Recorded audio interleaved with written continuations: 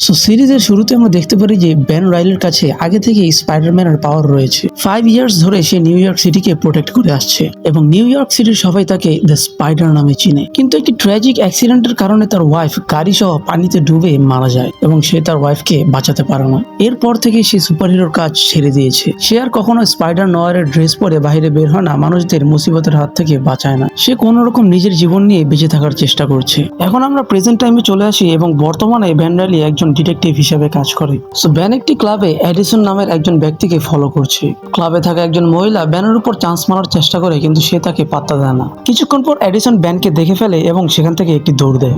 Ben তাকে ধরতে গিয়ে একটি গাড়ির সঙ্গে বাড়ি খেয়ে পড়ে অজ্ঞান হয়ে যায়। তখন আমরা দেখতে পারি যে সেই গাড়িটি ছিল আরেকজন ডিটেকটিভের এবং সে বেনকে সেখানে রেখেই এডিসনের পিছনে দৌড় দেয়। বেশ কিছুক্ষণ পর বেনের হোশ ফিরে আসলে সে এডিসনের লোকেশন ট্র্যাক করে ফেলে। তখন বেন রাইলির স্পাইডার সেন্স তাকে একটি ওয়ার্নিং দিয়ে দেয় যে এখানে কিছু ঝামেলা হতে চলেছে। তখন বেন দূর থেকে দাঁড়িয়ে তাদের কাহিনী দেখতে থাকে। তখন আমরা দেখতে পারি যে এডিসনের হাত থেকে আগুন বের হতে থাকে। আসলে এডিসনের সুপার পাওয়ার্স রয়েছে, সে ফায়ারকে কন্ট্রোল করতে পারে। মার্ভেল কমিক্সে তার নাম হচ্ছে দ্য মল্টেন ম্যান। এডিসন প্যাট্রিককে মারার জন্য সামনে বাড়ালে তখন প্যাট্রিক ভয় পেয়ে যায় এবং এডিসনের উপর গুলি চালিয়ে দেয়।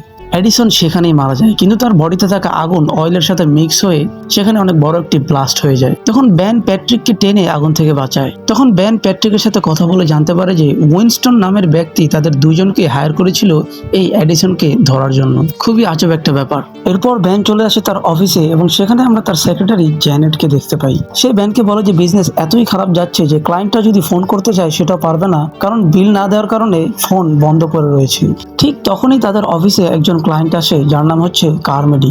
বেন কেসটি নিতে চায় না কিন্তু জ্যানেট ইনসিস্ট করে। তখন কার্মেডি বেনকে একটি মেয়ের ছবি দেয় এবং বলে যে এটা হলো তার ওয়াইফ।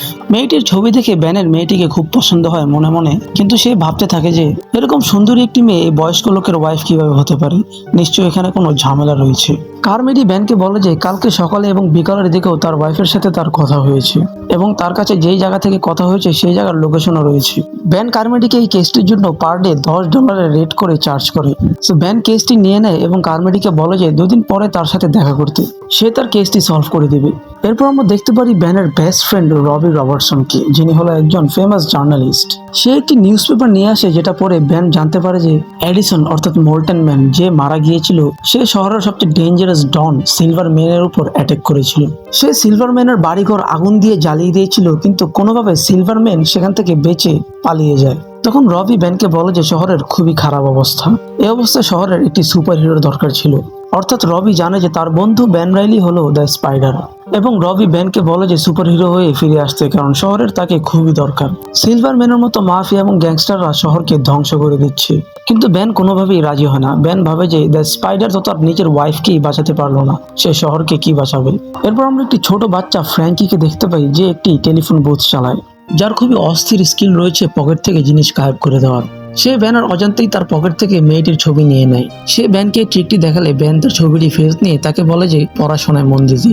এরপর ব্যান দেখা করে প্যাট্রিকের সাথে এবং সে প্যাট্রিককে বলে যে এডিসনের কেসটি অনেক বড় একটি রহস্যময় কেস হতে পারে। এই কেসটি তাদের যে দিয়েছিল সেই ব্যক্তির ব্যাপারে তাদের আরো ইনফরমেশন গ্যাদার করা দরকার। সে প্যাট্রিককে বলে কাল সকাল 9টার মধ্যে ঘুম থেকে উঠে রেডি থাকতে। এদিকে রবি পত্রিকায় সিলভার ম্যান এবং তার কুকীর্তির ব্যাপারে আর্টিকেল লিখে এবং সে আর্টিকেলে এটাও লিখে যে শহরের দ্য স্পাইডারকে খুবই দরকার। কিন্তু এদিকে ব্যান চলে আসছে দ্য রেডক্লিফ নামের একটি হোটেলের সামনে। সে সকাল থেকে সন্ধ্যা পর্যন্ত সেখানে বসে ওয়েট করার পর ফাইনালি সে দেখতে পারে যে তার কাছে যে মেয়েটির ছবিটি রয়েছে ঠিক সেই মেয়েটি হোটেলের সামনে এসে নামে। সে সাথে সাথে ছবি নিয়ে নেয় এবং মেয়েটিকে ফলো করা শুরু করে দেয়। মেয়েটি হোটেলের ভিতরে ঢুকে লিফটে উঠে যায়, কিন্তু ব্যান ভিতরে ঢুকতে পারে না, কারণ তার নামে কোনো রুম রেজিস্টার করা নেই এই হোটেলে। তখন ব্যান চুরি করে বিল্ডিং এর বাইরে চলে যায় এবং বাইরে থাকা সিঁড়ি দিয়ে সে উপরে উঠে যায়। সে দেখতে পারে যে একজন মোটা লোক তার বডিতে স্টিকার লাগাচ্ছে এবং সে সেটার ছবি নিয়ে নেয়।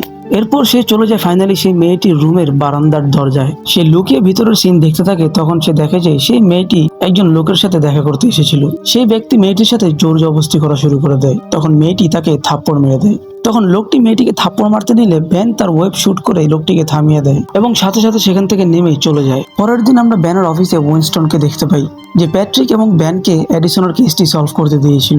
উইনস্টন এখনো জানে না যে এডিসন মারা গিয়েছে। সে ব্যানকে বলে যে উইনস্টন কোথায় আছে সেটা তাকে বলে দিতে, কিন্তু ব্যান তাকে বলে যে সে কিছুই বলবে না, কারণ উইনস্টন ব্যানকে $30 দিয়েছে এবং প্যাট্রিককে $50 দিয়েছে কেসটি সলভ করার জন্য। তখন উইনস্টন ব্যানকে গান দেখিয়ে থ্রেট দেয়, কিন্তু পিছন থেকে জ্যানেটও উইনস্টনের মাথায় বন্দুক পয়েন্ট করে ফেলে। তখন ব্যান উইনস্টনকে বলে যে তার যে অবস্থা, এত টাকা পয়সা এবং গান সে নিজে অর্জন করেনি, তার পিছনে যে রয়েছে অর্থাৎ তার বসকে এসে ব্যানের সাথে দেখা করতে এবং তাকে $200 দিতে।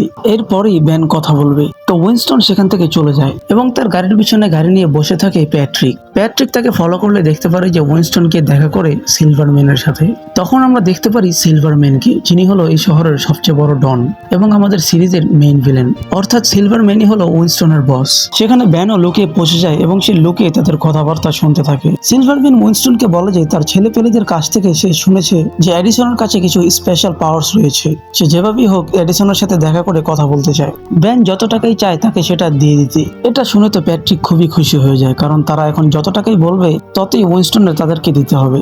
কিন্তু ব্যান সেখানে সিলভারম্যানকে দেখে মত ঘুরিয়ে ফেলে, সেই কেস থেকে বের হয়ে যেতে চায় এবং প্যাট্রিককে বলে যে টাকা তাকেই নিয়ে নিতে। এরপর জ্যানেট এবং সে মিলে তার ক্যামেরা থেকে ফটোগুলো বের করে থাকে। তখন জ্যানেট ফটো দেখে ব্যানকে বলে যে সেই মেয়েটি যে লোকটির সাথে দেখা করতে গিয়েছিল সে আর কেউ নয়, সে হলো তাদের শহরের মেয়র। তখন ব্যান চেক করলে দেখতে পারে যে আসলেই তো এটা তো আমাদের শহরের মেয়র, কিন্তু তার সাথে এই মেয়ের কি? তখন ব্যান বুঝতে পারে যে এই মেয়েটির সাথে নিউ ইয়র্কের মেয়রের কোনো অ্যাফেয়ার চলছে।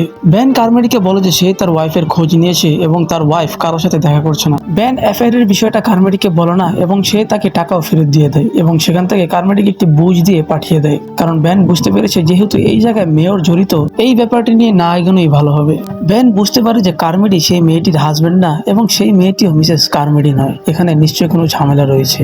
মেয়েটির ব্যাপারে জানতে ব্যান চলে যায় রবি এর কাছে। সে রবিকে গিয়ে এই মেয়েটির ছবিটি দেখালে রবি তখন তাকে বলে যে এই মেয়েটির নাম তো ক্যাট হার্ডি, সে দি অ্যালকোভে ক্লাবের সিঙ্গার। সে একসময় এতটা পপুলার ছিল যে সবাই তাকে চিনত।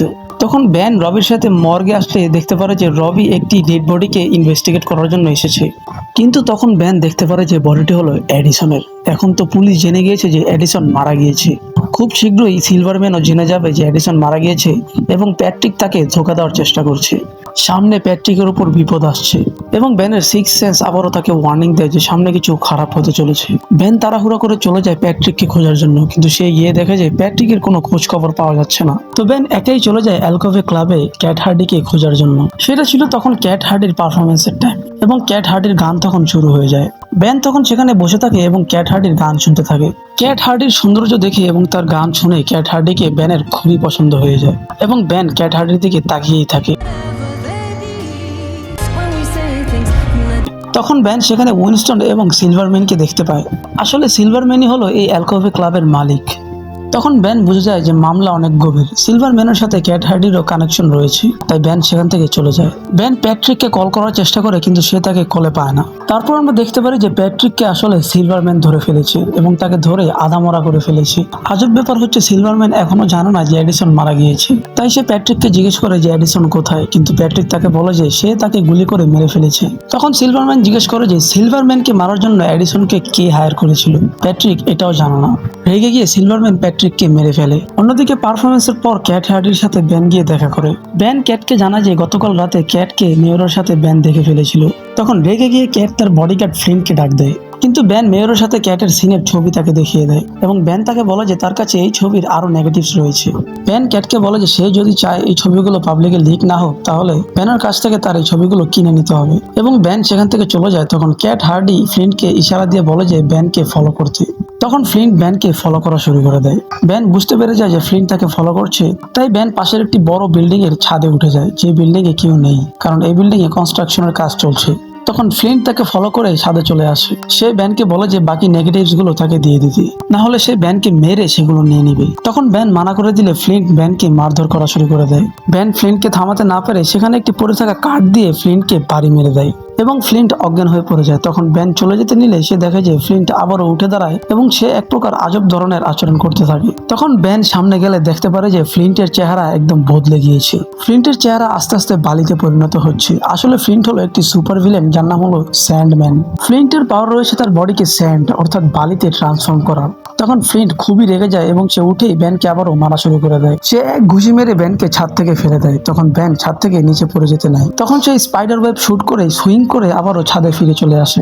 তখন ব্যান ফ্লিন্টের পায়ে ওয়েব শুট করে তাকে টান দিলে সে লোহার সাথে বাড়ি খেয়ে অজ্ঞান হয়ে পড়ে যায়। তখন সেখানে ক্যাট হার্ডি চলে আসে এবং ব্যানকে থামিয়ে দেয়। কিছুক্ষণ পর ফ্লিন্টের হোশ চলে আসলে এতক্ষণ এখানে কি ঘটেছে সে সবকিছুই ভুলে যায়। তখন ব্যান নেগেটিভস গুলো ক্যাটকে দিয়ে দেয় এবং সেখান থেকে চলে যায়। পরের দিন জ্যানেট ব্যানের সাথে চেঁচামেচি করতে থাকে নেগেটিভস গুলো ফ্রিতে দিয়ে দেওয়ার জন্য, কারণ এখন তাদের কাছে আর কোনো টাকা নেই। এভাবে তো জ্যানেট চলতে পারবে না। জ্যানেট আর ব্যানের সাথে কাজ করতে চায় না, সে সামান টামান গুছিয়ে সেখান থেকে চলে যেতে নেয়। তখনই ক্যাট হার্ডি চলে আসে ব্যানের অফিসে। সে এসে বলে যে তার কাছে ব্যানের জন্য একটি কাজ রয়েছে। তার বন্ধু ফ্লিন্ট গতকাল ব্যান যার সাথে মারামারি করেছিল সে এখন মিসিং, তাকে খুঁজে পাওয়া যাচ্ছে না। তো ব্যান কাজটি নিয়ে নেয় এবং তাকে $50 চার্জ করে।